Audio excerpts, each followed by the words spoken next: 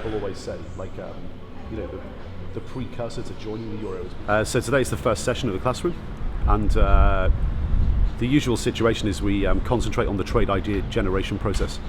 And I think today what we're going to do as well is focus, to begin with, on Institute trader statistics, and specifically guys that tend to struggle in the first 3 months of their mentoring programs and their life of becoming an Institute trader, and what those guys do when they struggle and why they struggle. Because if we show these guys the habits of what happens when you struggle in the first stage of your trading life, the guys will be able to identify with those habits. So if those habits happen to them, they can correct them very quickly. And then we're just going to go straight into the process of trade idea generation as well. I think everyone's very optimistic. It's a good setup. It's a good format. Everyone seems well prepared.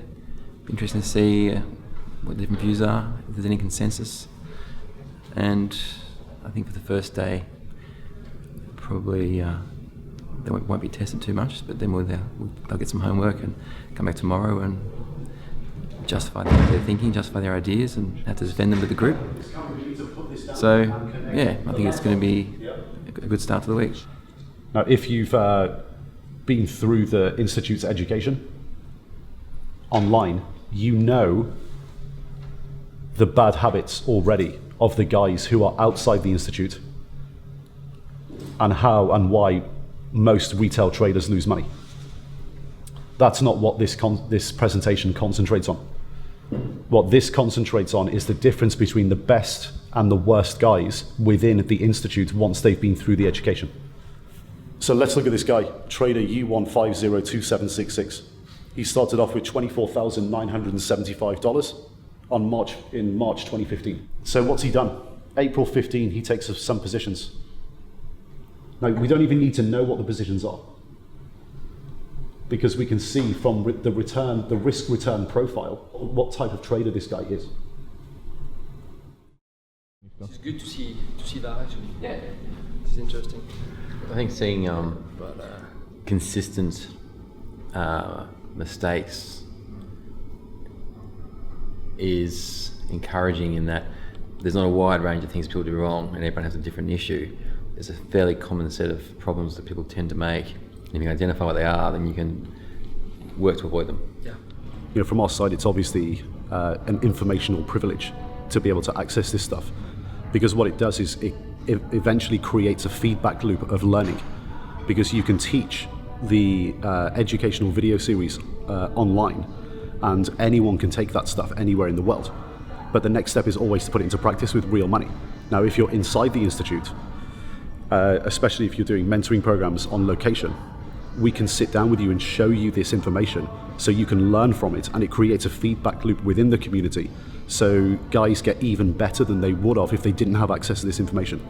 But the main advantage of this as well is that because there's no discrimination, the numbers are the numbers. So whether you're a 55-year-old who's sitting in the United States and you used to be a truck driver, if your numbers for trading are really, really good, there's no discrimination about your background. If you're a 22-year-old female in a European country who's a student and you've never really worked or been in a business environment, if your numbers for trading are really good, there's no discrimination against you. And it really is, trading really is just all about that. It's not about your background, it's not about where you're from, it's not about your attitude, what you consume, whatever. It's how much money you make on a risk-adjusted return, and that's it. Which sheet is that? I don't remember seeing that. This one is the community support from the Institute is very, very helpful. Definitely having people sitting above you, kind of watching, making sure things aren't going off track, pulling you into line if they are, and just the data, the support network infrastructure, all those things are very helpful. And the context of what you learn through the courses definitely gives you a lot more structure and a lot more confidence in what you're doing, the way you're executing. Right, so this guy, let's formalize his stats.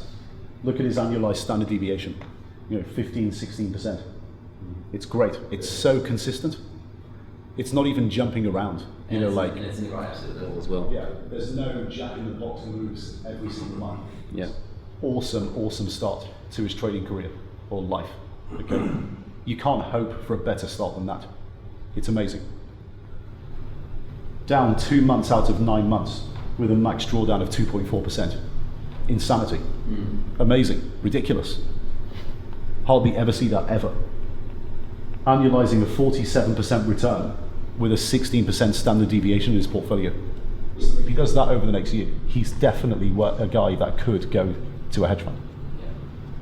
Because he's done it with his own money, our money, and now he's ready. So that's what you want to see. That's exactly what you want to be doing. The guys like this will make a lot more money returning 20% on their own money and then moving to a hedge fund and running $100 million and getting paid on a much bigger multiple of AUM than a guy who runs his own money, runs 50 grand for himself, has a big swing, returns 50 to 100%. I guess the point is, if you're aiming to return 15 to 25% on good adjusted risk, you end up in a hedge fund running $100 million and they'll pay a lot more than doubling 50 grand ever could. He's like the perfect representation of everything that we're trying to achieve at the Institute. And obviously you can't do that with every single person, and everyone goes on their own journey. But again, the feedback loop of learning. What are the bad habits of the guys that struggle? So you recognize them in yourself when they're actually happening and you can change them. And what do you need to work towards? It's that. That's exactly what you need to work towards. It isn't easy. None of these guys who are doing it really well are doing it because it's easy, or they've found an easy way to do it. They're all doing, one thing they're all doing is they're all working really hard. They're putting a lot of effort in. And you have to, otherwise you can't go into this thinking it's just going to be easy and I don't have to do much. It just doesn't work that way. If you do put the effort in and you do the right things, then this is what you can come up with. So if you're going to write down your trading plan for the next 3 months, what would you write down? What would you write down? First of all, the things that you don't want to do in the next 3 months, just from the evidence that you've seen. Write them down. Yeah, I think it was a question that we all had, everybody has, early on as you're trying to choose what training that you're looking for. There are different options, different choices to make in the training. And you get some of these hints. It's always a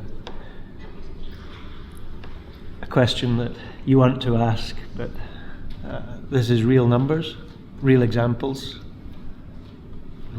10 case studies where we're seeing the good and the bad and learning from the negative and positive.